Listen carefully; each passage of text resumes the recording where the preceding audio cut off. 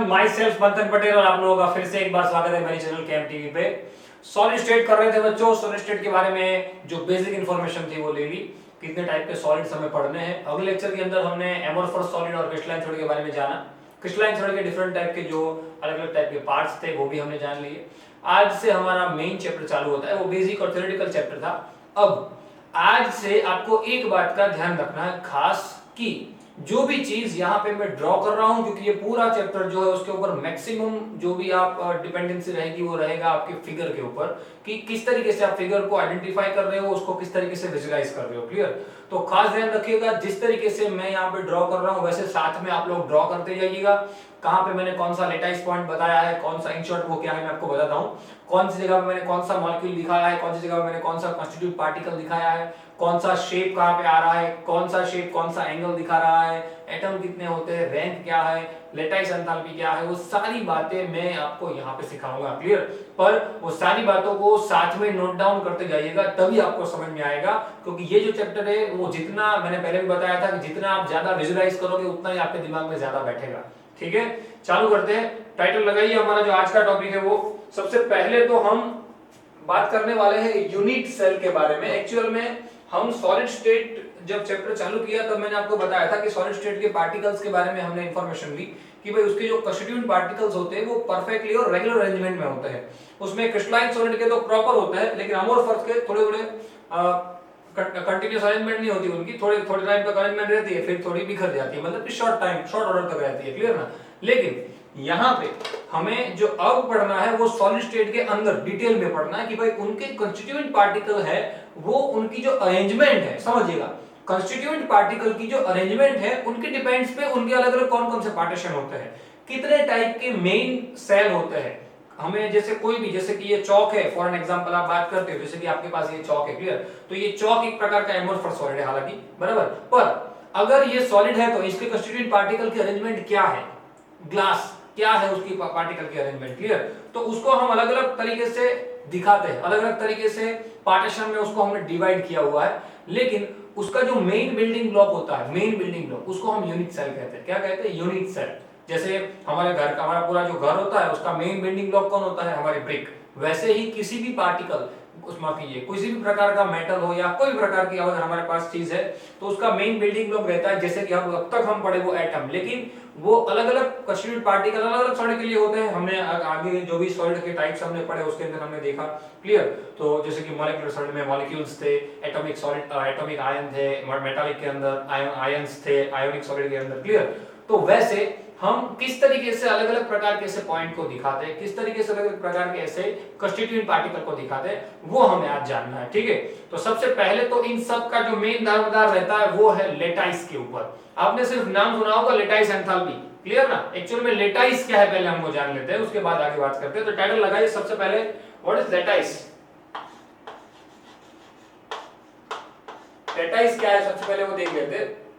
Lattice मतलब क्या? एक प्रकार की कंस्टिट्यूएंट पार्टिकल की सिस्टमैटिक अरेंजमेंट। एक प्रकार की जो हमारे पास जो भी सॉलिड है, चाहे वो कोई भी प्रकार के सॉलिड के जो मॉलिक्यूल्स होते हैं, माफ कीजिए, कंस्टिट्यूएंट पार्टिकल्स होते हैं, वो कंस्टिट्यूएंट पार्टिकल्स की एक सिस्टमैटिक अरेंजमेंट जो कंटीन्यूअस लेवल पे चलती रहती है, एक सिस्टम एक प्रॉपर मैनर में चलती रहती है, उसको हम क्या कहते हैं? लेटाइस। क्लियर? तो डेफिनेशन खास लिखिए, उसकी डेफिनेशन लिखिए, regular arrangement of constituent particle, regular arrangement of constituent particle in regular arrangement of constituent particle in systematic way।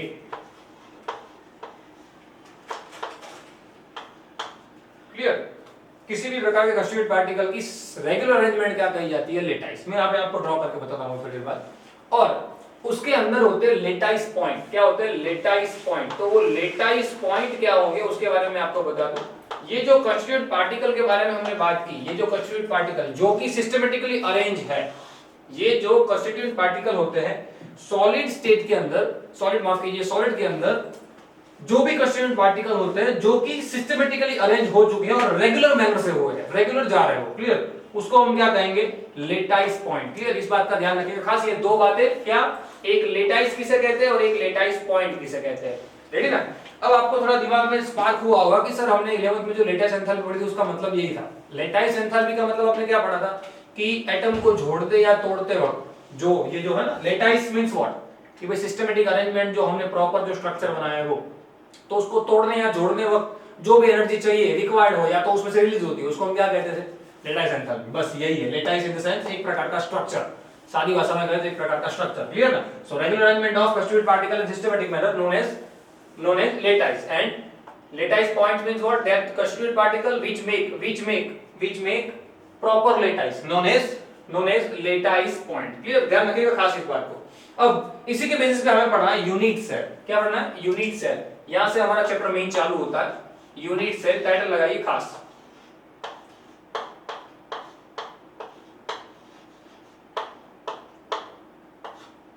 Unit cell किसे कहेंगे, पहले तो वो समझ लीजिए यूनिट सेल किसे कहेंगे।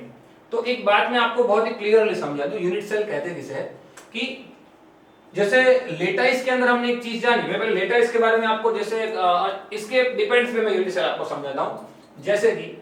जैसे कि मैंने आपको बताया था, एक बात और भी दिमाग में रखना, अगले लेक्चर में मैंने आपको बताई वो चीज कि हम पूरे ऐसे एटम को हर वक्त पूरे एटम को ऐसे दिखाएंगे नहीं, बल्कि हम क्या करेंगे, उसका जो सेंटर पॉइंट है उसको दिखाएंगे, क्लियर। आपको सिर्फ विजुलाइज करना है कि इसके आसपास क्या है, एक एटम है। फिर से बोल रहा हूं, आपको पूरे थ्रू आउट चैप्टर के दरमियान आपको क्या करना है, इसको सिर्फ और सिर्फ क्या करना है, इसके ऊपर आपको एज्यूम करना है कि एक एटम है, क्लियर। सो कंस्टिट्यूएंट पार्टिकल मैं यहां पे ड्रॉ कर देता हूं, ये second, then after third, then after fourth, fifth, same उसके नीचे भी मैं ड्रॉ कर सकता हूं, 1 2 3 4 5, अगेन एक लेयर आ जाता है, नाउ अगेन, क्लियर, एक और लेयर बता देता हूं, टोटल 5 लेयर दिखाता हूं तो आपको प्रॉपरली दिमाग में बैठ जाएगा। अब एक्चुअल में ये जो है ना, आपके दिमाग में चला हो सर लास्ट टाइम तो आपने ऐसा किया था कि दो एटम के बीच में एक एटम दिखाया था, मतलब कि लास्ट टाइम हमने कुछ ऐसी अरेंजमेंट की थी ना, 1 2 3, फिर 2 के बीच में एक, फिर इन 2 के बीच में एक, वैसे फिर वापस यहाँ पे फिर इन 2 के बीच में एक, ऐसे हमने अरेंजमेंट की थी। तो अरेंजमेंट किसी भी तरीके की हो सकती है, ये अरेंजमेंट क्या है वो भी आगे जाके हमें सीखनी है, लेकिन फिलहाल सिर्फ इतना दिमाग में रखिए कि भाई हम कोई एक प्रॉपर ऐसी अरेंजमेंट पढ़ रहे हैं जिसके अंदर मैं सिर्फ आपको यूनिट सेल कौन सा होता है वो सिखा रहा हूं, क्लियर। आप ये अरेंजमेंट भी यहाँ पे कर सकते हो, ऐसा कुछ ऐसा नहीं है कि नहीं कर सकते हो, लेकिन मैं सिखा रहा हूँ भाई प्रॉपर लेटिस क्या होता है। लेटिस इन द सेंस कि भाई प्रॉपर अरेंजमेंट एटम की जो सिस्टमेटिक मैनर से होती है, या तो ऐसे बहुत सारे दूसरे उसके हमारे पास वे है, क्लियर। अब उसके अंदर इसकी मदद से क्यों हमें ये जानना है यूनिट सेल मतलब क्या, कि भाई लेटाइस पॉइंट को जोड़ के बना हुआ मेन बिल्डिंग ब्लॉक, किसी भी एटम किसी भी सेल का एक ऐसा यूनिट पार्ट, किसी भी सेल का एक ऐसा यूनिट पार्ट, एक ऐसा छोटा सा क्यूब आप कह सकते हो। हम फिलहाल यहाँ पे क्यूबिक बात करेंगे, हमें क्यूबिक पढ़ना है, आगे जाके दूसरे शेप पढ़ेंगे। एक ऐसा छोटा सा पार्ट जिस पार्ट के अंदर, एक ऐसा छोटा सा पार्ट जिस पार्ट के कंटिन्यूअस रिपीटेशन से एक बड़ा सा सेल बन जाए, एक बड़ा सा लेटाइस बन जाए, क्लियर। जैसे कि हमारे पास यहाँ पे है, तो मैं यहाँ पे एक चीज यहाँ पे ड्रॉ कर रहा हूं, जैसे फॉर एन एग्जांपल मैंने एक ऐसा यहाँ पे ड्रॉ कर दिया, रेडी, समझिएगा बहुत इजी है। एक मैंने यहाँ पे ऐसे ये क्या कर दिया, स्क्वायर प्लेनर बना दिया, क्लियर, एक ऐसा सेम शेप मैंने बना दिया। अब दो तरीके की चीज हो सकती है, जैसे मैंने आपको यहाँ एक ये प्रॉपर बन गया, ये क्या हो गया, एक प्रॉपर क्या बन गया हमारे पास, क्यूब नहीं है फिलहाल, ये क्यूब नहीं है, ये मैंने फर्स्ट 1D है, ये की डायमेंशन मैंने बताया हुआ है।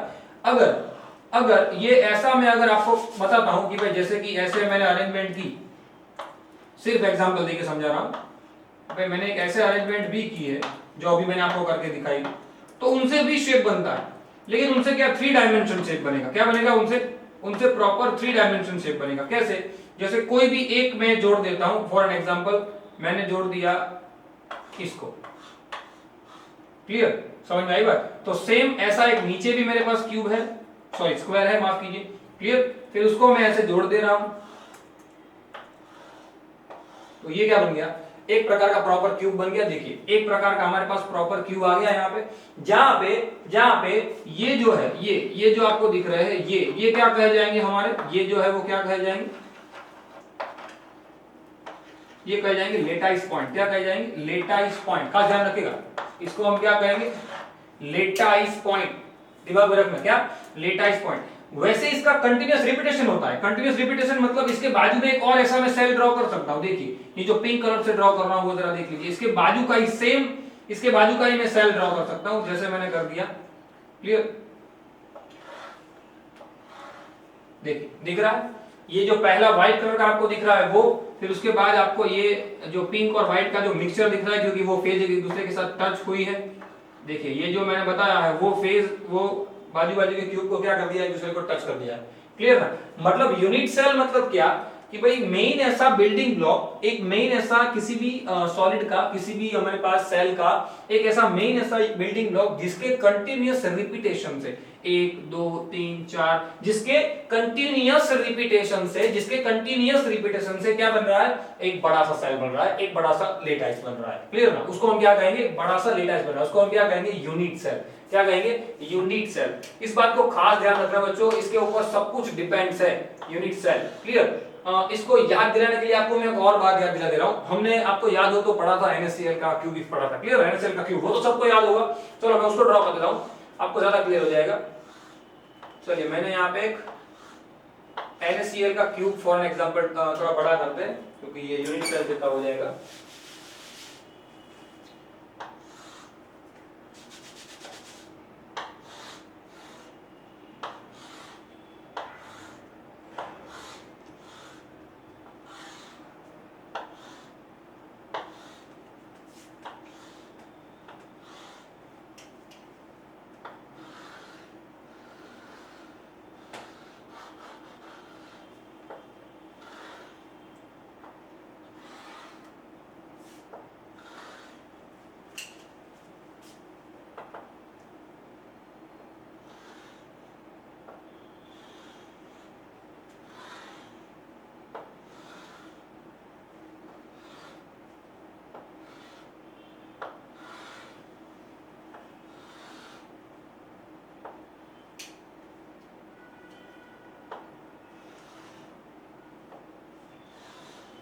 चलिए अब देखिए इसमें प्रॉपर आपको अरेंजमेंट दिख रही होगी कि यहाँ पे ये जो है एक बड़ा सा सेल मैंने यहाँ पे बना हुआ है, किसका, NaCl का सेल आपने ऐसा बनाया था। क्लियर ना, अब इसके अंदर एक्चुअल में आप एज्यूम करो, ऐसा विजुलाइज करो कि इसके अंदर है ना, आप जो होनहार बच्चे उनको दिख ही जाएगा कि भाई इसके अंदर भी छोटा सा एक ट्यूब है, जो आगे है, पीछे भी है, इस तरफ भी है, इसके बाजू में भी कोई भी एक ट्यूब। जैसे मैं उसको डार्क कर दूंगा तो आपको तुरंत वो दिमाग में आ जाए कि भाई सर कौन से क्यूब की बात कर रहे हैं। देखिए आप फेस गिन लीजिए, सबसे पहले तो जो फेस है ये ऊपर की फेस आपको दिख रही है,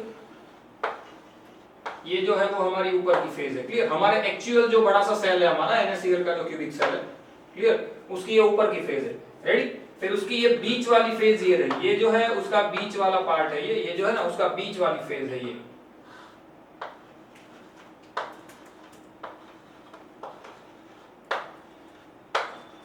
क्लियर, और एग्जैक्ट नीचे जो है वो व्हाइट कलर का जो मैं दिखा रहा हूं वो नीचे की फेज है। क्लियर, ये जो है वो एग्जैक्ट नीचे की फेज है। रेडी, तो अब आपको क्लियर हो रहा होगा थोड़ा बहुत कि मैं कोई एक क्यूब को क्या कर रहा हूं, यहाँ पे देखिए दिखा रहा हूं, कोई एक क्यूब की मैंने बॉर्डर जो है कोई एक क्यूब में दिखा रहा हूं। समझिएगा बच्चों, किसी एक क्यूब को मैं सिर्फ हाईलाइट कर रहा हूं, जो मैं यूनिट सेल दिखाने वाला हूं आपको कि भाई इस पर्टिकुलर सेल का वो क्या है, यूनिट सेल है। रेडी, समझिएगा।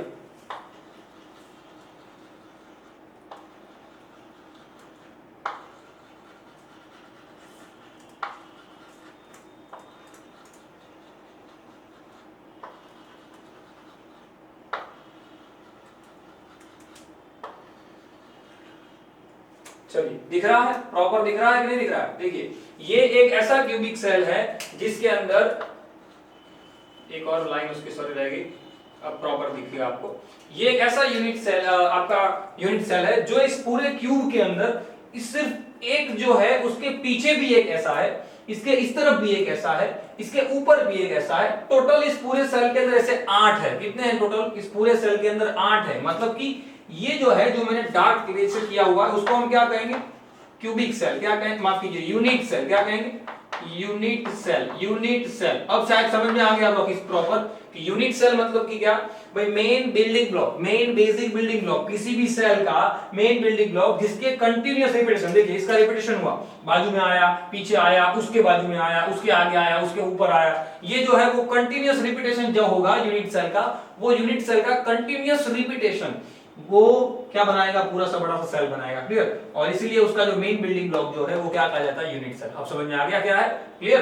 तो ये जो है यूनिट सेल। अब ये यूनिट सेल डिपेंड करता है, यहाँ पे आ जाइए, ये यूनिट सेल डिपेंड करता है अरेंजमेंट के ऊपर। जैसे कि यहाँ पे अरेंजमेंट ऐसी थी तो ऐसा मिला, यहाँ पे अरेंजमेंट लाइन में है तो यहाँ पे स्क्वायर मिलेगा, यहाँ पे नीचे ऐसे ऐसे क्यूब नहीं हो सकता है, पॉसिबल ही नहीं है क्यूब। क्लियर है? यहाँ पे क्या स्क्वायर पॉसिबल है? जैसे कि आप एज्यूम करो ये एक लेयर है, वैसा ही दूसरा लेयर इसके आगे है, जहां पे मेरा हाथ है, इस बोर्ड से थोड़ा सा आगे एक ऐसा दूसरा लेयर है, थोड़ा सा आगे एक तीसरा लेयर है, थोड़ा सा आगे एक चौथा लेयर है। क्लियर? अब ये जो चार है, सिर्फ उसी को देखो, ये जो चार है उसको मैं ऐसे ऐसे खींचता हूं आगे, जैसे कि ये 2 3 4। क्लियर? तो ये क्या हो जाएगा? वहां पे पूरा सा बॉक्स बन जाएगा, क्यूब बन जाएगा। तो वो क्यूब भी पॉसिबल है, लेकिन वो अगर हम 3 डायमेंशन अरेंजमेंट करें तो यहाँ पे 3 डायमेंशन अरेंजमेंट हो जाती है। क्लियर? क्योंकि दो सेल के बीच में एक हमारा सेल आ रहा है, इसलिए यहाँ पे सिस्टमेटिक लाइन अरेंजमेंट है, इसलिए। समझ में आई बात? क्लियर? ध्यान रखिएगा, खास मिस्टेक ना हो। क्या कहते हैं इसको? Unit cell. अब हमें यूनिट सेल के मेन पार्ट पढ़ने बच्चों, ध्यान रखना खास। यूनिट सेल के मेन पार्ट, उसके अंदर कौन से टाइप के एंगल्स होते हैं, किस प्रकार के उसके अंदर सेल होते हैं, किस प्रकार के लेटाइस पॉइंट होते हैं, मेन बात रहेगी। इस चैप्टर का सबसे इंपॉर्टेंट टॉपिक आगे आएगा, पैकिंग एफिशिएंसी। पैकिंग एफिशिएंसी सिर्फ ओवरव्यू दे देता हूं। यहाँ पे और यहाँ पे ये दो अरेंजमेंट के ऊपर से पता चल जाता है कि भाई यहाँ पे पैकिंग होने की जो एफिशिएंसी है वो कम है, यहाँ पे ज्यादा है। क्यों? क्योंकि यहाँ पे पैकिंग एफिशिएंसी देखिए क्या है, यहाँ पे पैक हो गया, यहाँ जगह नहीं है। अब जगह यहाँ पे है नहीं, तो यहाँ पे जगह है, पैक होने के लिए जगह ज्यादा है। क्लियर? यहाँ पे देखिए ये जो है वो एटम ऐसे होंगे, ये एटम क्या होंगे? ऐसे होंगे, और यहाँ पे जो एटम होंगे नीचे वो एटम ऐसे होंगे। मतलब कि यहाँ पे इतनी ज्यादा जगह बचेगी, यहाँ पे इतनी कम जगह बचेगी। क्लियर? तो ऐसा एक टॉपिक आएगा, पैक होने की एफिशिएंसी, पैकिंग एफिशिएंसी, आगे जाके हम डिटेल में पढ़ने वाले हैं। तो वो जो पैकिंग एफिशिएंसी है वो मेन रहेगा ये स्ट्रक्चर के ऊपर। क्लियर? तो वो क्या है, वो हमें पढ़ना है, वो रहेगा depends on types of unit cell. Unit cell के डिफरेंट टाइप के टाइप्स क्या है, कौन कौन से टाइप के यूनिट सेल होते हैं, कौन से यूनिट सेल में कितने लेटाइस पॉइंट होते हैं, वो सारी बातें हमें पढ़नी है। लेकिन उससे पहले इसका स्क्रीनशॉट ले लो और इसको साथ में ड्रॉ किया हो तो बहुत अच्छी बात है, लेकिन ना किया हो तो वीडियो को पुश करो और इसको ड्रॉ करो, फटाफट से स्क्रीनशॉट ले लो। चलिए बच्चों चालू करते हैं। यूनिट सेल के टाइप्स, टाइटल लगाइए, types of unit cell. Unit cell जो आपको मैंने अगले सेशन में समझाया वो दिमाग में अच्छी तरीके से बिठा दीजिएगा। यूनिट सेल, उसके कौन कौन से टाइप्स है पहले वो देख लेते हैं। क्लियर? एक्चुअल में यूनिट सेल के आपके टेक्स्ट बुक के अंदर 4 पार्टीशन दिए हुए, पर हम उसको दो प्रॉपर कैटेगराइज करते हैं, उसको 2 मेन पार्ट में और फिर जो दूसरा पार्ट है उसके फर्दर 3 टुकड़े करते हैं, तो आपको दिमाग में बैठ जाएगा। क्लियर? सबसे पहला पार्ट है उसका, सबसे पहला यूनिट सेल 2 टाइप के है। एक first primitive unit cell. Primitive, सारी बातों को साथ में लिखते रहिएगा, प्रिमिटिव यूनिट सेल। क्लियर? जिसका दूसरा नाम है सिंपल क्यूबिक और सिंपल क्यूबिक सेल। क्लियर? हम अभी फिलहाल बात जो कर रहे हैं वो सिंपल क्यूब, हम फिलहाल क्यूब की बात करेंगे, उसके बाद अलग अलग शेप आगे पढ़ेंगे, जिससे मैंने आपको पढ़ा जब ब्रेकिस लेटाइस पढ़ेंगे तब। और दूसरा पार्ट है उसका centred unit cell. Centred unit cell क्या?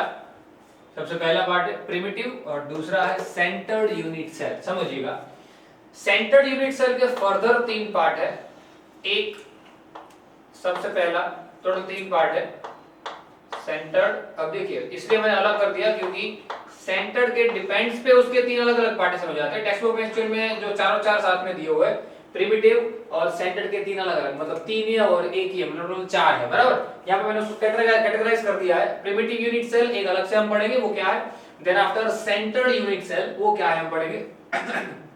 सबसे पहले है बॉडी सेंटर्ड, पूरा लिखता हूं, बॉडी सेंटर्ड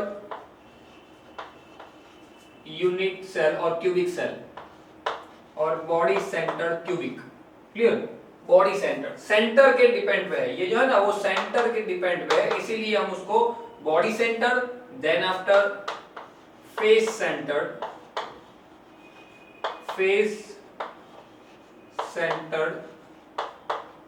एंड तीसरा है एंड सेंटर्ड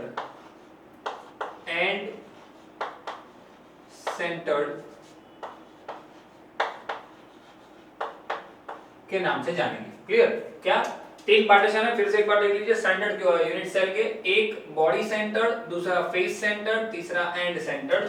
शॉर्ट में हम इसको हर वक्त बोलेंगे, इसको कहेंगे बीसीसी, बॉडी सेंटर्ड क्यूबिक, इसको कहेंगे एफसीसी, फेस सेंटर्ड क्यूबिक, इसको कहेंगे and centred cubic, and centred ECC, and centred cubic. Clear, जिसके अंदर से इन दोनों का मैक्सिमम यूज आएगा, इन दोनों का मैक्सिमम काम भी रहेगा हमें। क्लियर, क्या एक है बॉडी सेंटर्ड क्यूबिक, एक है फेस सेंटर्ड क्यूबिक, और एक है हमारे पास end centred cubic. Clear, total कितने पार्टीशन है? टोटल 4 पार्ट है। यूनिट सेल कितने पार्ट? Total 4 part. First one is the primitive unit cell, जिसको कहेंगे सिंपल क्यूबिक सेल, मींस इसका भी शॉर्ट नेम आप लिख लीजिए, इसको कहेंगे एससी। क्या कहेंगे? SC, simple cubic. Clear, ready? तो अगले जब मैं बोलूंगा एससी, बीसीसी, एफसीसी या ईसीसी, तो आपको समझ जाना है कि सर बात कर रहे हैं इन सारे क्यूबिक सेल के बारे में। क्लियर, सो यूनिट सेल के हम ये 4 पार्ट में पढ़ने वाले। अब ये चार को मैं आपको ड्रॉ करके आपको बताने वाला हूं, तो खास ध्यान दीजिएगा उसके बारे में। सबसे पहले साथ में ड्रॉ करते हुए जाइएगा। सबसे पहले हम बात करते हैं, यहाँ पे चलो थोड़ी जगह है तो सबसे पहले समझ लेते हैं कि भाई प्रिमिटिव यानी सिंपल और एससी के बारे में सबसे पहले बात कर लेते हैं। सिंपल क्यूबिक सेल क्या होता है जरा समझ लीजिए। जो हमने अभी यूनिट सेल बनाया था, वो ही सिंपल क्यूबिक सेल कहा जाता है। जो खिलौना आप खेलते हो ना, वो कलर मैच करने का, बस सेम वैसा ही होता है, क्यूब होता है।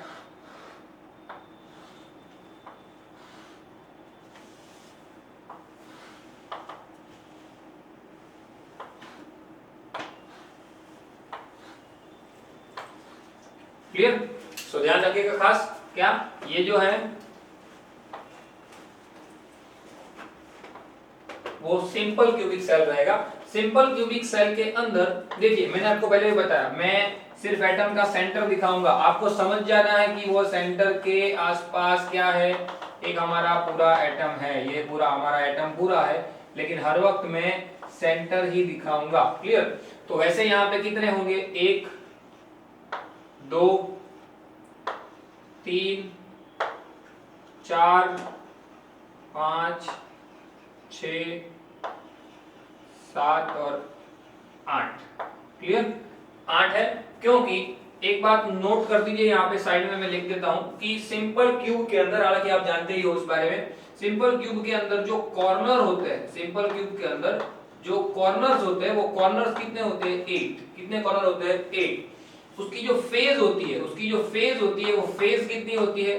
फेज होती है 6। और उनकी जो एज होती है, वो एज कितनी? एज मींस ये जो आपको ये जो धार दिख रही है, जो एज वो है, वो कितनी होती है? 12। कितनी होती है? 12। तो ये बातों को भी खास ध्यान रखिएगा, इसका हमें मैक्सिमम यूज करना है पैकिंग एफिशिएंसी के वक्त, और इवन यहाँ पे भी जब हम एटम को क्लैरिफाई कर रहे हैं। क्लियर, समझ में आई बात? सो कॉर्नर 8 होते हैं, फेज 6 होती है और एज 12 होती है किसी भी क्यूबिक सेल के लिए। रेडी, ये सब के सब क्यूबिक सेल है। देखिए, कोई बॉडी सेंटर्ड क्यूबिक है, कोई फेस सेंटर्ड क्यूबिक है, कोई सिंपल क्यूबिक है, कोई एंड सेंटर्ड क्यूबिक है। क्लियर, तो ये जो है हमारा क्या है? सिंपल क्यूबिक है। समझिएगा, ये क्या है? हमारा सिंपल क्यूबिक। अब यहाँ पे मैं आपको एक चीज बताने वाला हूं। एज्यूम करो कि भाई मेरे पास ऑरेंज है, एज्यूम करो क्या है मेरे पास? ऑरेंज। अब उस ऑरेंज को, ये ऑरेंज मेरे पास है, क्लियर, उस ऑरेंज को मैं अगर बीच से काट देता हूं, समझिएगा, उस ऑरेंज को मैं अगर बीच से काट देता हूं, एज्यूम कीजिए, तो वो क्या हो जाएगी? ऐसी हो जाएगी। बीच से काट दिया मैंने उसको। क्लियर, मतलब कि इस ऑरेंज के दो टुकड़े कर दिए मैंने, क्या कर दिए, इस ऑरेंज के मैंने दो टुकड़े कर दिए, एक ये टुकड़े मैंने दो कर दिए ऑरेंज के, रेडी, दो टुकड़े कर दिए मैंने ऑरेंज के, क्लियर। अब उसी ऑरेंज को मैं पहले तो मैंने क्या कर दिया, हॉरिजॉन्टल काट दिया, अब उसी ऑरेंज को मैं ऐसे वर्टिकली काट दूं, वर्टिकली काट दूं, वर्टिकली। अब आपको एज्यूम करना है वर्टिकली काट दूं तो उसके कितने टुकड़े हो जाएंगे, 2 से 4 टुकड़े हो जाएंगे कि नहीं। अब मेन बात, एज्यूम करो हमने हमारी जो एक्सिस है ऐसी होती है 1 2 और एक एक्सिस को हम ऐसे दिखाते हैं बीच से, क्लियर ना, एक एक्सिस को क्या दिखाते हैं, ऐसे अलग से दिखाते हैं, 1 2 और ऐसे। एज्यूम करो सेम वही चीज कि आपने उस ऑरेंज को पहले तो क्या कर दिया, माफ कीजिए, पहले तो हॉरिजॉन्टली काट दिया, फिर उसको वर्टिकली काट दिया, समझना क्या, पहले आपने उसको क्या कर दिया, हॉरिजॉन्टली काट दिया, ऐसे हॉरिजॉन्टली काट दिया मतलब 2 टुकड़े हो गए, फिर वर्टिकली काट दिया मतलब 4 टुकड़े हो गए, क्लियर। अब वर्टिकली काटने के अंदर आपको दो चीज करनी है, क्या, आपने देखो मेरा हाथ जैसे है वैसे देख लीजिए, पहले तो आपने हॉरिजॉन्टल काट दिया, उसके बाद आपने वर्टिकली ऐसे काटा ना, तो कितने टुकड़े हो गए, 4 टुकड़े। अब ऐसे की जगह पे आप उसको ऐसे काट दो, मतलब 8 टुकड़े हो जाएंगे, टोटल हमारे कितने टुकड़े हो जाएंगे, 8 छोटे छोटे टुकड़े हो जाएंगे ना, 8 टुकड़े हो जाएंगे छोटे छोटे, समझना, बहुत ये विजुलाइज करना है आपको। ऑरेंज है, फिर से एक बार, ऑरेंज है, उस ऑरेंज को मैंने बीच से काट दिया तो 2 टुकड़े हो गए, उसी ऑरेंज को मैंने, समझिएगा, उसी ऑरेंज को मैंने ऐसे क्या कर दिया, वर्टिकली काट दिया तो 2 से 4 टुकड़े हो गए, वापिस वैसे ही मैंने उसको क्या कर दिया, ऐसे काट दिया मतलब 8 टुकड़े हो गए, क्लियर। बस मैं आपको वही चीज समझा रहा हूं कि यहाँ पे जो मैंने आपको बताया ना पहले, अभी इसके पहले मैंने ड्रॉ किया था कि पहले मैं सिर्फ सेंटर को दिखाऊंगा, उसके आसपास एटम होता है, तो वैसे भी इसके आसपास भी ऐसे एटम होगा ना, वो एटम मैं यहाँ पे अब प्रॉपर ड्रॉ करता हूँ, चलिए यहाँ पे भी एटम होगा, ये एटम होगा यहाँ पे, क्लियर। तो इस एटम के अंदर सिर्फ और सिर्फ इतना ही पार्ट हमारे क्यूब के अंदर रहा होगा, क्योंकि बाकी का पार्ट तो बाहर चला गया होगा ना, इतना ही पार्ट रहा होगा, बाकी का पार्ट कहाँ चला गया है, बाहर देखो, बाकी का पार्ट तो हमारे क्यूब के अंदर है नहीं, हमारे यूनिट सेल के अंदर है नहीं, तो ये जो बाकी का पार्ट है, ये बाकी का पार्ट, वो तो हमारे यूनिट सेल में हमें क्या है, गिनना ही नहीं है, ये पार्ट हमें यूनिट सेल में गिनना ही नहीं है, हमें किसको गिनना है, ये जो सिर्फ आपको ये जो दिख रहा है ऑरेंज कलर का जो दिख रहा है वही, क्लियर ना, यही चीज आपको सिर्फ गिननी है, यानी कि यही चीज 8 जगह पे है, देखिए यहाँ पे भी एक ऐसा है, यहाँ पे भी एक ऐसा सेल है, एक सेल यहाँ पे भी ऐसा है, एक सेल यहाँ पे भी है, एक सेल यहाँ पे भी है, एक सेल यहाँ पे भी है, यानी कि हर जगह पे ऐसे सेल है, क्लियर ना। और हर एक सेल में टोटल सेल कितने हैं, समझिएगा, टोटल सेल कितने हैं, टोटल सेल हमारे पास, इसको मैं थोड़ा यहाँ पे और मेंशन कर देता हूँ आगे,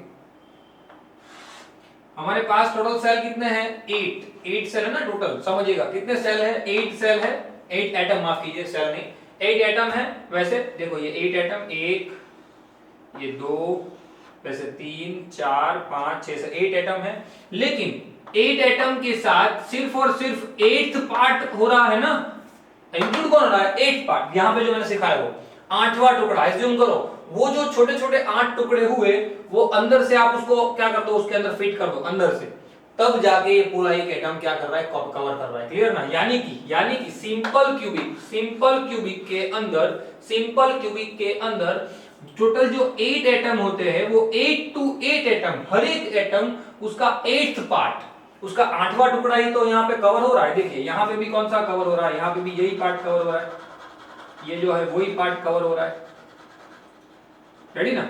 वैसे ही यहाँ नीचे पे भी वही पार्ट कवर होगा, यहाँ पे भी वही पार्ट कवर होगा, यहाँ पे भी वही पार्ट कवर होगा, यहाँ पे भी वही पार्ट कवर होगा, यानी कि टोटल 8 टुकड़े ऐसे हैं, पूरे एटम के 8 टुकड़े ऐसे हैं जो हर जगह पे क्या हुए, लगे हुए हैं। मतलब कि इसके अंदर अगर हम टोटल एटम गिनने जाए तो टोटल एटम कितने हमारे पास आ जाते हैं, 8 काटो के 1, कितने एटम हो जाते हैं, टोटल एटम कितने होते हैं 1। बस आपको पहले तो ये कैलकुलेशन खास सीखनी है कि ये कैलकुलेशन आई कैसे, क्लियर। समझ लीजिए, फिर से एक बार समझा देता हूं, एससी यानी कि सिंपल क्यूबिक के अंदर जो क्यूब होता है, समझना क्या, सिंपल क्यूबिक के अंदर, ये सिंपल क्यूबिक है, सिंपल क्यूबिक के अंदर ये जो क्यूब होता है वो क्यूब को आप 8 अलग अलग तरीके से कट कर दो तो 8 जगह पे वो एटम क्या हो जाते हैं, फंस जाते हैं। मतलब कि 8 छोटे छोटे टुकड़े जो है क्या, 8 छोटे छोटे टुकड़े जो है वो यहाँ पे लग गए, यानी पूरे सेल में कितने एटम कवर हुए, पूरे सेल में कितने एटम कवर हुए, सिर्फ और सिर्फ एक एटम, क्लियर ना।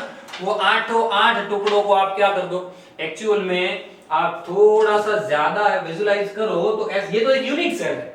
मैंने आपको क्या बताया, पूरा सेल तब बनता है जब यूनिट सेल का कंटिन्यूअस रिपीटेशन होता है। अब सोचिए, इसके बाजू में भी एक होगा, इसके ऊपर भी एक होगा, इसके पीछे भी एक होगा, इसके नीचे भी एक होगा।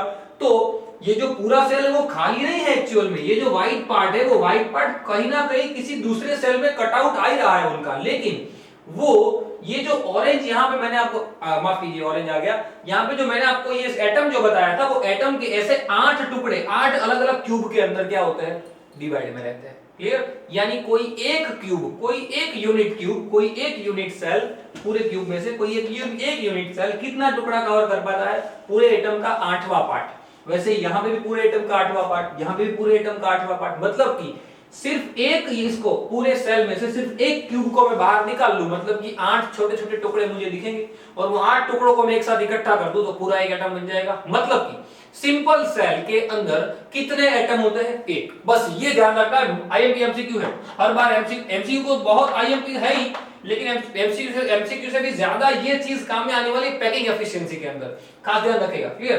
तो समझ में आ गया सिंपल क्यूबिक के अंदर किस तरीके से अरेंजमेंट होती है। चलिए नेक्स्ट जाते हैं, दूसरा जो हमारा है वो टाइटल लगाइए, सेंटर्ड के अंदर पहला body centred, BCC, body centred cubic, body centre cubic समझना। अब बॉडी सेंटर्ड क्यूबिक के अंदर एक्चुअल में क्या होता है, सेम थिंग है तो यूनिट सेल ही, तो सबसे पहले हम यूनिट सेल ड्रॉ कर देते हैं।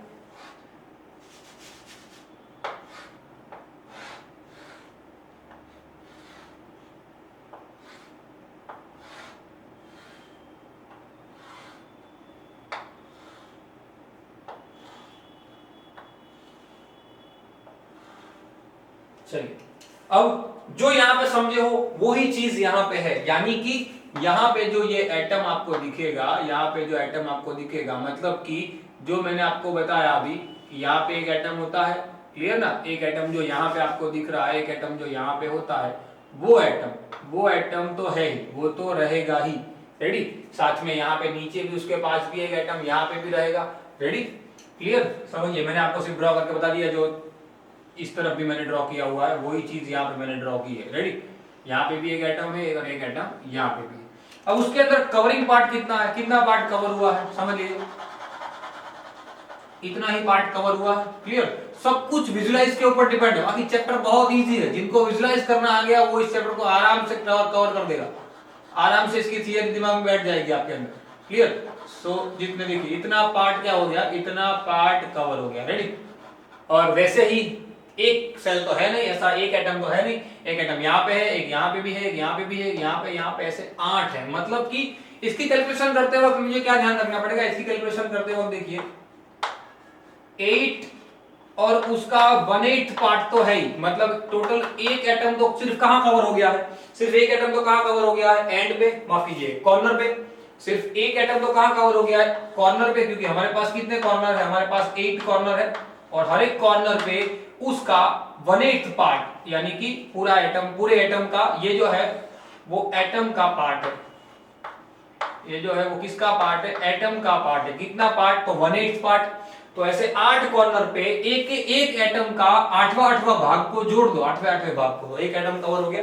अब इसका नाम देखिए, इसका नाम क्या है, बॉडी सेंटर्ड। क्या नाम है इसका, बॉडी सेंटर्ड। मतलब कि बॉडी पूरी जो है ये, उसके सेंटर में भी एक क्यूब रहता है, एक माफ कीजिए एक एटम रहता है, पूरा बड़ा सा एटम, यहाँ पे एक सेंटर में भी एक बड़ा सा एटम रहता है। ये जो आपको दिख रहा है, मैंने यहाँ बीच में जो दिखाया है वो एज्यूम करो एक क्यूब है आपके पास और इस क्यूब के अंदर एक बड़ा सा एटम है, बड़ा सा एटम। क्लियर? जो हमारे क्या कर रहा है, हमारे ये जो बड़ा सा एटम है हमारे सेंटर के अंदर है, हमारा सॉरी माफ कीजिए बॉडी के सेंटर में है, एग्जैक्ट सेंटर में। क्लियर? यहाँ पे देखिए मैंने ये चीज यहाँ पे ड्रॉ कर दी है, body centre. Body centre in the sense यहाँ पे बॉडी के सेंटर में तो एक क्यूब है ही, विजुलाइज करो, बॉडी के सेंटर में तो एक क्यूब है ही, और बाकी 8 छोटे छोटे टुकड़े कहां पे लगे हुए हैं, 8 छोटे छोटे टुकड़े कहां पे लगे हुए हैं, कॉर्नर पे। मतलब कि एक एटम तो यहाँ पे कवर हो ही गया है, साथ में दूसरा एक एटम आ रहा है। एक तो ये एटम तो है किसका, जो टुकड़ों से आया है वो, लेकिन ये एटम क्या है, जो बॉडी के सेंटर में है, क्या है, जो बॉडी के सेंटर्ड में है, जो क्या है बॉडी के सेंटर्ड में, मतलब कि टोटल नंबर ऑफ एटम कितने हो जाएंगे बीसीसी के अंदर 1 + 1 2। बीसीसी कितना कवर करेगा, बॉडी सेंटर्ड क्यूबिक टोटल कितने एटम करेंगे, टोटल कितने एटम कवर करेगा बीसीसी बॉडी सेंटर्ड क्यूबिक, तो कितने एटम 2। एक सेंटर में होता है बड़ा सा वो, और बाकी जो 8 टुकड़े अलग अलग होते हैं वो, समझ में आई बात क्या, एक बड़ा सा यहाँ पे होता है, देखो ये सेंटर में होता है वो, और बाकी जो 8 यहाँ पे होते हैं वो अलग से, समझ में आई बात क्लियर। तो ये क्या हो जाएगा बीसीसी बॉडी सेंटर्ड क्यूबिक, समझ में आई बात। बॉडी सेंटर्ड क्यूबिक कितने एटम होते हैं 2, ये भी आईएमपी है, ध्यान रखना बहुत काम का है, क्लियर। पैकिंग एफिशिएंसी के अंदर इसका यूज आएगा, और पैकिंग एफिशिएंसी से भी ज्यादा, जैसे हम आगे प्रीवियस लेक्चर्स पढ़ेंगे, अलग अलग प्रकार के जो एटम पढ़ेंगे, अलग प्रकार के अरेंजमेंट पढ़ेंगे, अरेंजमेंट आपके दिमाग में तुरंत बैठ जाएगी जब आपको ये कांसेप्ट क्लियर हो जाएगा कि भाई एटम किस तरीके से अरेंज हुए हैं, कहां पे कितना कटआउट आ रहा है।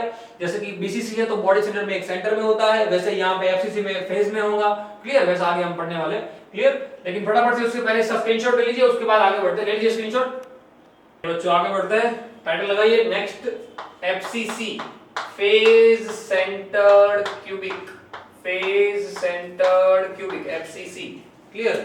चलो मैं यहाँ पे ड्रॉ कर देता हूँ, देखिएगा जरा, थोड़ा बड़ा ड्रॉ कर रहा हूँ, आपको समझ में आएगा पूरा।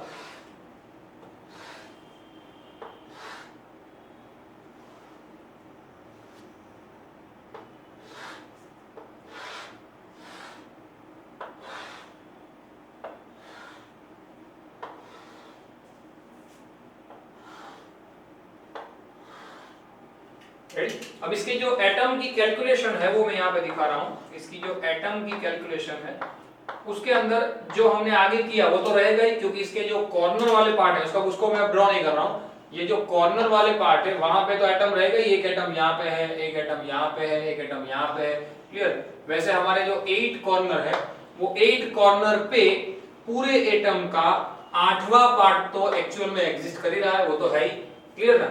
यानी कि टोटल 8 कॉर्नर है, वो हर एक कॉर्नर पे एक एटम का 8वां पार्ट तो है ही, मतलब एग्जिस्ट कर ही रहा है, मतलब एक एटम तो इसके पास पहले से है। अब फेज सेंटर की बात करते हैं। फेज सेंटर के अंदर देखिए बच्चों, फेज सेंटर के अंदर आप कोई एक एटम आपके पास है, जैसे मेरे पास ये एक बड़ा सा एटम है, क्लियर। इस बड़े से एटम को अगर मैं बीच से काट देता हूं तो वो किस में ऐसे कन्वर्ट हो जाएगा, ऐसे 2 पार्ट में डिवाइड हो जाएगा, रेडी। एक ये टुकड़ा हो गया, वैसे ही टुकड़ा ऊपर हो जाएगा, मतलब कि समझना फेज का सेंटर एस, ये यूनिट सेल है, एक यूनिट सेल के बाजू में दूसरा यूनिट सेल आने वाला है, मतलब कि इसके बाजू में अगर एक दूसरा यूनिट सेल आने वाला है और उसकी ये जो बीच की फेज है वहां पर मैं वो एक एटम को रख रहा हूं, तो आधा एटम इस तरफ रहेगा, आधा एटम इस तरफ रहेगा, सही है ना। मतलब कि इस फेज के ऊपर ये जो फेज है, समझना ये जो फेज है पूरी फेज, ये फेज आपको दिख रही है, एक फेज, सिर्फ एक फेज को मैं थोड़ा हाईलाइट कर देता हूं तो आपको थोड़ा समझ में आए। देखिए ये कोई एक फेज है, ठीक है, ये हमारी कोई एक फेज है,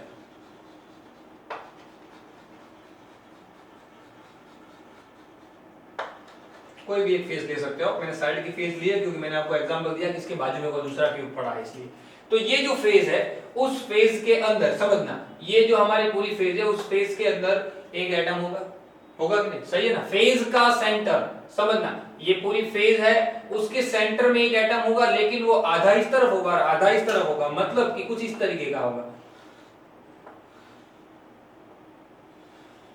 आधा बाजू वाले में चला जाएगा और आधा इस तरफ आ जाएगा, समझ में आई बात। इस तरीके से रहेगा फेज का सेंटर, समझना क्या, थोड़ा विजुअलाइज करो, थोड़ा अपने आप से विजुअलाइज करो, आधा इस तरफ रहेगा और आधा कहां पे रहेगा, उस तरफ, मतलब कि जॉइंट रहेगा। तो फेज सेंटर्ड में ऐसी हमारे पास कितनी फेज है टोटल, एक आधा यहाँ पे रहेगा, सेम एक आधा इस तरफ रहेगा, क्योंकि ये तो यूनिट सेल है और उसके हर और हमारे सेल फैले हुए हैं, एक आधा यहाँ पे रहेगा, एक आधा कहां पे रहेगा, यहाँ पे रहेगा ऐसा आधा, सेम एक आधा यहाँ पे रहेगा नीचे की साइड, क्लियर। एक एज्यूम करो पीछे की साइड, एक एज्यूम करो वो आधा कैसे है, ऐसे पीछे की साइड है, बराबर, पीछे की साइड, और एक आधा हमारा आगे की साइड है ऐसे,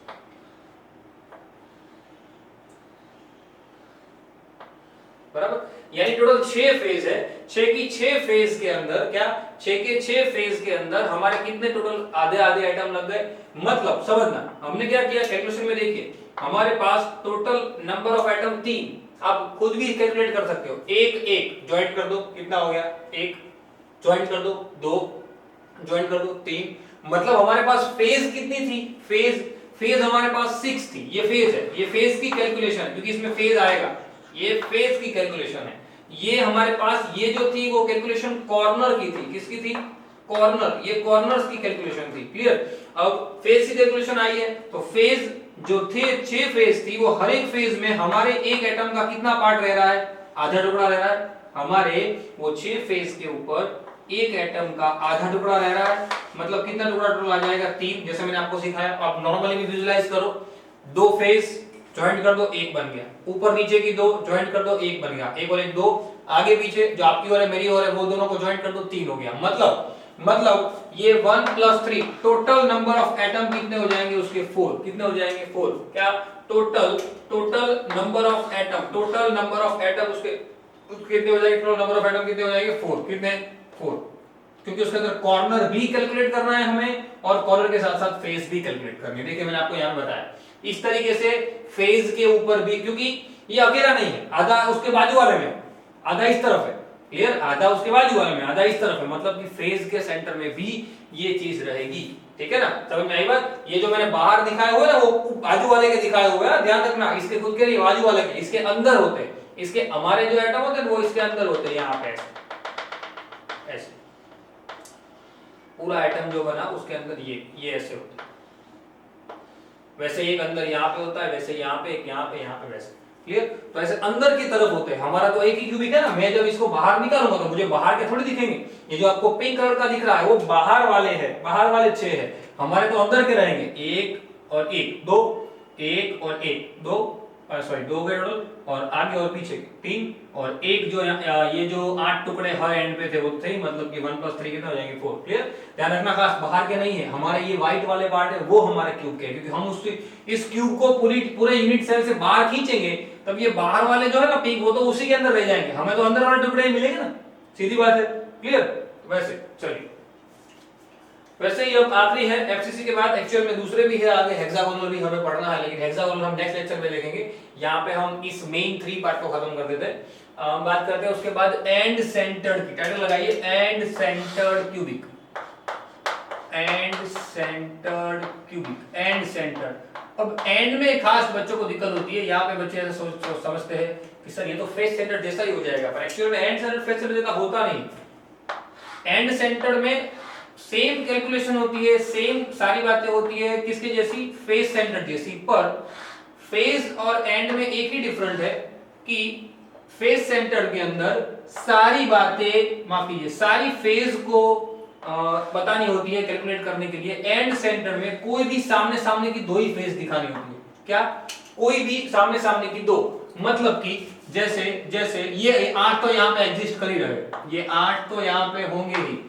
क्लियर, क्योंकि कॉर्नर को तो कैलकुलेट करना ही है, कॉर्नर तो रहेगी किसी भी एफसीसी, बाकी ये सिंपल क्यूब के अंदर। क्लियर ना, रेडी।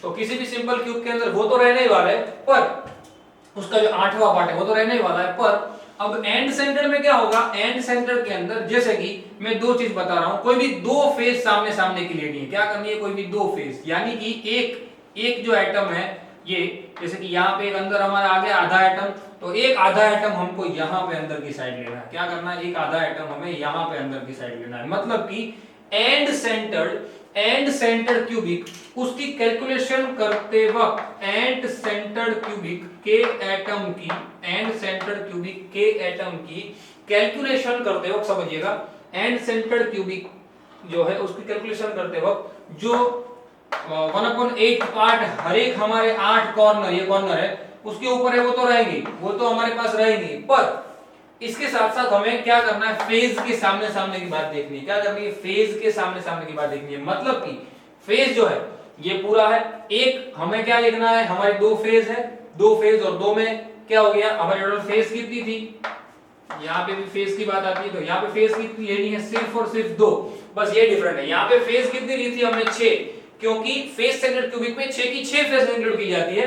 और एंड सेंटर्ड क्यूबिक के अंदर सिर्फ और सिर्फ एक ही, माफ कीजिए, दो ही फेज आपको इंक्लूड करनी है। मतलब कि वो जो दो फेज है वो, और उसके अंदर हमारे एटम का कितना पार्ट है, उस इस फेज सेंटर के अंदर हमारे एटम का कितना पार्ट है, वन ऑफ पार्ट, मतलब कि आधा टुकड़ा है। मतलब कि वो भी यहाँ पे कट होकर कितना मिल जाएगा, 1। मतलब कि 1 + 1, यहाँ पे टोटल नंबर ऑफ एटम कितने आ जाएंगे, 2। कितने आ जाएंगे, टोटल नंबर ऑफ एटम कितने आ जाएंगे, 2। क्लियर? तो इस बात को खास ध्यान रखना है, टोटल नंबर ऑफ एटम कितने रहेंगे यहाँ पे, 2। बराबर? तो ये दोनों चीजों को अच्छे तरीके से समझ लीजिए, ये हमारा फेस सेंटर है, ये हमारा एंड सेंटर है। क्लियर? एक बात को यहाँ पे मैं साइड में मेंशन कर देता हूँ, उसको भी आप डायरेक्ट याद रख लेना। क्लियर? हमें हेक्सागोनल भी इसके साथ पढ़ना है, लेकिन फिलहाल हेक्सागोनल नहीं पढ़ेंगे, अगले लेक्चर की शुरुआत में हम हेक्सागोनल खत्म कर देंगे, उसके बाद नेक्स्ट टॉपिक पे जाएंगे। क्लियर? वैसा एक शेप है, क्योंकि ये जो मैंने आपको टाइप पढ़ा है वो मेन यूनिट सेल के टाइप है, ऐसा ही एक हेक्सागोनल भी है जो एक्स्ट्रा दिया हुआ है, क्योंकि हेक्सागोनल की पैकिंग एफिशिएंसी के बारे में अंदर भी हमें जानना है, इसलिए। तो ये चीज आप मेंशन कर दीजिएगा कि simple cubic, body centred cubic, phase centred cubic and centred cubic, उसके अंदर नंबर ऑफ एटम कितने होते हैं। तो सिंपल क्यूबिक में हमने अभी गिना था कितने होते हैं सिंपल क्यूबिक में, एंड बॉडी सेंटर्ड में एक होता है बॉडी में, और 8 टुकड़े होते हैं किसमें, 1 + 1 2। क्लियर? फेस सेंटर में अभी यहाँ पे कैलकुलेट कर लिया कितने होते हैं, 4, क्योंकि फेस के अंदर गिने जाए 3 और 1 होता है पूरा कॉर्नर मिला के। सेम यहाँ पे कितने होते हैं, 2। तो ये जो है वो भी खास ध्यान रखना, ये डायरेक्ट एमसीक्यू में सीधे भी पूछते हैं, तो उस वक्त आपने विजुलाइज किया होगा प्रॉपर्ली, आपको याद होगा, तो भी आपको दिमाग में बैठ जाएगा। क्लियर? वैसे ये चीज आप खास ध्यान रखना। वैसे ही सिर्फ मैं आपको बताता हूँ, हेक्सागोनल एक शेप आएगा, हेक्सागोनल, उसके अंदर नंबर ऑफ एटम का रैंक होता है 6, उसका डायरेक्ट आप लोग याद रख लेना, हेक्सागोनल 6 से 6, हेक्स फॉर 6। क्लियर? हेक्सागोनल का शेप कैसे आता है मैं आपको ड्रॉ करके बताऊंगा, टेंशन मत कीजिए, क्योंकि उसका शेप क्यूब जैसा नहीं है, इसलिए मैं आपको इसके साथ नहीं पढ़ा रहा हूं। वो जो है क्यूबिक नहीं है, वो अलग शेप वाला है। वहां पे जैसे मैंने बताया ना कि एक ऑरेंज का 8वां पार्ट कट होता है, वहां पे ऐसा नहीं होता, वहां पे ऑरेंज का 6th पार्ट कट होता है। क्लियर? ध्यान रखिए वो क्या है मैं आपको बताऊंगा। क्लियर? तो ये सारी बातों को नोट डाउन कर लेना अच्छी तरीके से, और अगले लेक्चर के अंदर हमें हेक्सागोनल शेप पढ़ना है और दूसरे भी ब्रेवियस डेटाइज पढ़ने हैं। ठीक है? सबसे इंपॉर्टेंट बात कि खुद से नोट्स बनाइए, जैसे मैं हर वक्त कहता हूं, आप जितना ज्यादा बनाओगे, ज्यादा खुद से चीजें लिखोगे, तो ज्यादा बेटर रहेगा आपके लिए। और मेन ये चैप्टर के लिए तो मेरा खास आपको सजेशन है कि पेंसिल से ये सारी बातों को खुद प्रैक्टिकली आप एक बार ड्रॉ करें, तो आपको दिमाग में सारी बातें तुरंत बैठ जाएगी, आप खुद विजुलाइज होना, आपके अंदर से दिमाग में विजुलाइज होना चालू हो जाएगा कि हाँ ये यहाँ पे क्यों कर रहा है, इसका ये कटआउट यहाँ पे निकल रहा है, वो सारी बातें। ठीक है? पेंसिल से खास सारी बातों को ड्रॉ कीजिएगा और अच्छी तरीके से नोट्स बना के आप लोग रखिएगा। ठीक है? जो आपको एग्जाम में काम में आए। ठीक है? मिलते हैं अगले लेक्चर के अंदर। Till then, thanks a lot.